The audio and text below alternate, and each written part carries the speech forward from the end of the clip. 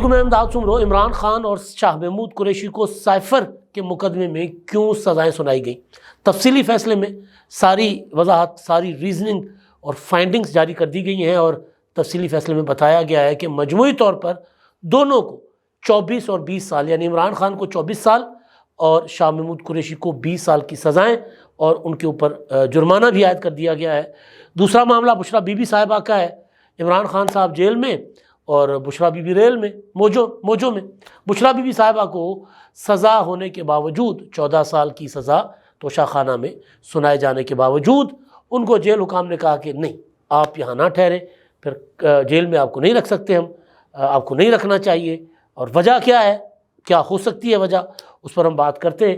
لیکن پھر کمشنر اسلام آباد نے ان کی رہائش گاہ بنی گالہ کو، خان ہاؤس کو، جو عمران خان کا فارم ہاؤس ہے، اس کو سب جیل قرار دے کر بشریٰ بی بی صاحبہ کو ادھر بھیج دیا گیا، وہاں رکھا گیا، جیل کا عملہ تعینات کر دیا گیا، جیل کی پولیس تعینات کر دی گئی ہے۔ اب سوال کھڑے ہو رہے ہیں کہ جی یہ رعایت کیوں بشریٰ بی بی کو دی گئی ہے؟ یہ رعایت بشریٰ بی بی کو عمران خان سے توڑنے کے لیے دی گئی ہے؟ یہ رعایت بشریٰ بی بی کو ان کی روحانی شخصیت ہونے کی وجہ سے دی گئی ہے؟ یا اس کی ریزن کوئی اور ہو سکتی ہے کہ جی وہ ایک عورت ہے تو عورت کو جیل میں کیسے رکھا جا سکتا ہے، لہٰذا بشریٰ بی بی کو رکھیں گے ہم ان کے گھر میں بنی گالہ میں، اور عمران خان جو ہے وہ جیل میں چکی پیسیں گے۔ حالانکہ قید مشقت دونوں کو سنائی گئی ہے۔ اچھا، اور تیسرا معاملہ ہے بلوچستان کے انتخابات کا، کے پی کے انتخابات کا۔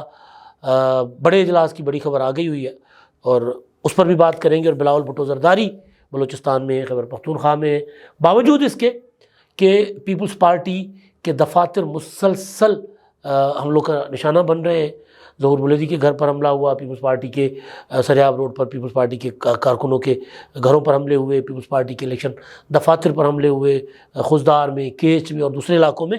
لیکن اس کے باوجود، اور ہم حملے ہو رہے ہیں کریکر حملے، یعنی معاملہ دہشت گردی کا ہے، لیکن اس کے باوجود بلاول بھٹو زرداری جو ہے وہ ابھی جب میں بات کر رہا ہوں تو ابھی تک خبر ہے کہ وہ خوزدار میں جا کر جلسے سے خطاب کریں گے۔ اس پر بھی بات کریں گے کیوں ضروری ہے یہ جلسہ بلوچستان میں کسی وفاقی جماعت کا ایکٹیو ہونا کیوں ضروری ہے، یہ سب سے اہم سوال ہے۔ یہ اکثر آصف زرداری صاحب جو بات کرتے ہیں نا کہ جی اسلام آباد کو سمجھ نہیں آتی کہ بلوچستان کیا سوچ رہا ہے، تو یہ اسی سوچ کی عکاسی ہے کہ بلاول بھٹو زرداری تمام تر خطرات کے باوجود وہاں پر جلسے کر رہے ہیں۔ عمران خان اور شاہ محمود قریشی، توشہ خانہ میں عمران خان صاحب کو 14 سال سزا ہوئی، اور جو سائفر تھا ایک دن پہلے، سائفر میں عمران خان صاحب کو سزا سنائی گئی تھی 10 سال، اور شاہ محمود قریشی کو بھی 10 سال۔ جو بڑی سزائیں تھیں وہ اناؤنس کر دی گئی تھی، اس کے ساتھ ساتھ جو چھوٹی سزائیں تھیں مختلف دفعات میں، وہ تفصیلی فیصلے میں جاری کر کے بتایا گیا ہے کہ مجموعی طور پر دونوں کو 24 اور 20 سال سزا۔ اب ظاہر ہے سزا بیک وقت شروع ہوگی، یعنی جو 10 سال کی سزا کمپلیٹ ہو جائے گی تو بعد میں باقی جو چھوٹی سزائیں ہیں 2 سال 8 سال، وہ پھر اس کے ساتھ ساتھ چلیں گی۔ یعنی جب بڑی ٹیپ ہم سندھی میں کہتے ہیں وہ ختم ہو گئی تو پھر چھوٹی چھوٹی اس کے ساتھ ہی نکل جائیں گی، گزر جائیں گی، سزائیں بیک وقت شروع ہوتی ہیں۔ اب جو توشہ خانہ کی 14 سال کی سزا ہے وہ بھی شروع ہو گئی، تو یہ نہیں ہو سکتا کہ جی 10 سال یہ پوری ہو اور اس کے بعد پھر دوسری سزا شروع کریں گے، ایسے نہیں ہوتا۔ سزائیں ایک ساتھ چلتی ہیں، کیونکہ جس طرح ہوتا ہے کسی مجرم کو سزائے موت سنائی جاتی ہے، 20 بار سزائے موت، جرم گھنونا ہوتا ہے، تو اس میں یہ نہیں ہوتا کہ وہ 20 بار سزائے موت کا مطلب ہے کہ بار بار، وہ تو ہوتا ہے کاغذ کے اندر، فیصلے کے اندر یہ دکھانا کہ جرم کتنا سنگین تھا اور سزا کتنی سنگین دی جا سکتی ہے۔ لہٰذا اگر کسی کو جس طرح عافیہ صدیقی کو میرا خیال ہے پتہ نہیں کتنے 100 سال سزا سنائی گئی امریکی عدالت میں، اب ظاہر ہے وہ تو تاحیات جیل رہیں گی، لیکن اس کا مطلب یہ نہیں ہے کہ جی وہ اتنے 100 سال مکمل ہونے کے بعد اس کو جیل سے باہر لایا جائے گا، ایسا نہیں ہوتا۔ تو سزائیں جو آئی ہیں، سنائی گئی ہیں، وہ مجموعی طور پر 24 سال کی ہے۔ لیکن جو امپورٹنٹ چیز ہے وہ 77 صفحات میں ریزننگ جو ہے، ایک چیز جو اس فیصلے میں آئی ہے نا، وہ یہ ہے کہ پرلے درجے کے جھوٹے لوگ ہیں فیصلے کا ہم تشریح کر رہے ہیں، فیصلے میں لکھا نہیں ہوا، چھپن چھپائی، ان کو بار بار موقع دیا گیا، ان کو کہا گیا کہ جی اپنا موقف پیش کریں، ان کے وکلاء کو کہا گیا کہ جی آپ جرا کریں، انہوں نے انکار کر دیا تو ہم نے ڈیفنس کونسل دے دیا، جج نے کہا۔ اور پھر یہ کہ جی جلد بازی میں فیصلہ کیا گیا ہے. وہ کہہ رہے ہیں کہ جی 17 ماہ سے تحقیقات جاری تھی اور 17 ماہ کی تحقیقات میں جو ناقابل تردید شواہد کی روشنی میں ان کا جرم ثابت ہوا ہے. جرم کیا ہے؟ پاکستان کے سفارتی تعلقات خراب کرنا، سائفر کو ایک سازشی بیانیے کے طور پر پیش کر کے، پاکستان کی معیشت کو کمزور کرنا، پاکستان میں عدم استحکام پیدا کرنا، اور دوسری چیزیں بتائی گئی ہیں کہ اس کے نتیجے میں یہ سارا کچھ ہوا. اور پھر تسلیم کیا عمران خان نے. جب ان سے پوچھا گیا کہ سائفر کدھر ہے تو انہوں نے کہا کہ جی سائفر میرے پاس تھا لیکن اب میرے پاس نہیں ہے، پتہ نہیں کدھر چلا گیا. وزیر اعظم ہاؤس کی ذمہ داری میری نہیں تھی سیکورٹی کی. تو بہرحال مجموعی طور پر جو سزائیں اور جو ریزننگ ہے وہ دے دی گئی ہے فیصلے میں، اور اس میں شاہ محمود قریشی صاحب کے لیے کہا گیا کہ جی یہ بھی شریک تھے اس میں. سائفر کیونکہ عمران خان کو شاہ محمود قریشی نے دیا تھا، بھرے مجمع میں دیا تھا، جلسے میں دیا تھا. وہ بے شک کہتے رہے کہ جی میرا کیا تعلق ہے، لیکن انہوں نے دیا تھا. اب عدالت کا فیصلہ ہے، ظاہر ہے یہ فیصلے میں کئی سکم ہو سکتے ہیں، جلد بازی کا ایلیمنٹ موجود ہے اپنی جگہ.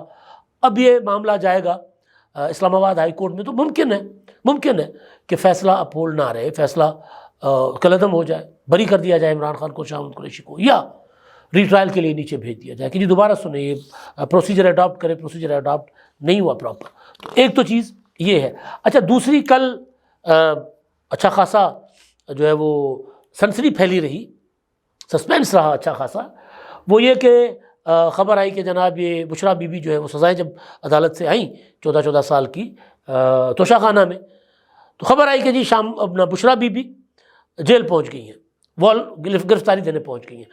پھر خبر آئی کہ وہ بارگیننگ ہو رہی ہے، مذاکرات ہو رہے ہیں کہ بشرا بی بی کو جیل رکھا جائے یا بنی گالہ کو سب جیل قرار دے کر وہاں بشرا بی بی کو قید کیا جائے. تو فائنلی رات گئے، کمشنر نے نوٹیفیکیشن جاری کر دیا اور سب جیل قرار دے دیا بنی گالہ کو، عمران خان کی رہائش گاہ کو، اور وہاں بشرا بی بی کو بند کر دیا گیا وہاں بطور قیدی سزا یافتہ. اب قیدی نمبر 805 ہوتی ہیں، 810 ہوتی ہیں، جو بھی ہوتی ہیں وہ وہاں پر. لیکن اب سوال یہ اٹھائے جا رہے ہیں کہ بشرا بی بی کے اوپر کام بہت عرصے سے چل رہا تھا کہ بشرا بی بی کسی طرح جو کچھ ہوتا رہا ہے وہ عمران خان کے اوپر اس میں گواہی دے دے. آپ نے دیکھا ہوگا کہ جب توشہ خانہ کی سزا کل بشرا بی بی کو آئی تو عمران خان صاحب کے جو ڈائی ہارٹ کٹر قسم کے ٹرولز ہیں، کچھ صحافتی لبادے میں، کچھ ادھر ادھر ہیں، انہوں نے کیا کیا کہ انہوں نے کہا کہ جی سارا کچھ بشرا بی بی کا کیا دھرا تھا، بشرا بی بی کی وجہ سے عمران خان جو ہے وہ رگڑے میں آئے. عمران خان کو تو دھن دولت کی لالچ ہی نہیں ہے، وہ تو بشرا بی بی کو تھی، تو اس کی وجہ سے عمران خان صاحب بھی جو ہے رگڑے میں آئے. حالانکہ یہ غلط بات ہے. عمران خان اور بشرا بی بی بنٹی ببلی وارداتیں مل کے ڈال رہے تھے، سارا کچھ پتا تھا. اگر یہ میں بات مان لوں کہ بشرا بی بی کی وجہ سے عمران خان پھنسے، D G I S general Asim Munir صاحب نے جب عمران خان صاحب کو جو وزیر اعظم تھے ان کو جب ایک فائل جا کر پکڑایا تھا کہ یہ دیکھیں یہ کچھ ہو رہا ہے، اس طرح آپ کی اہلیہ جو ہیں وہ رشوتیں لے رہی ہیں، ہیروں کے ہار لے رہی ہیں، نہ جانے کیا کیا وصول کر رہی ہیں، تو ذرا اپنے منجی تھلے ڈانگ پھیرو سرکار، کوئی کارروائی کرو.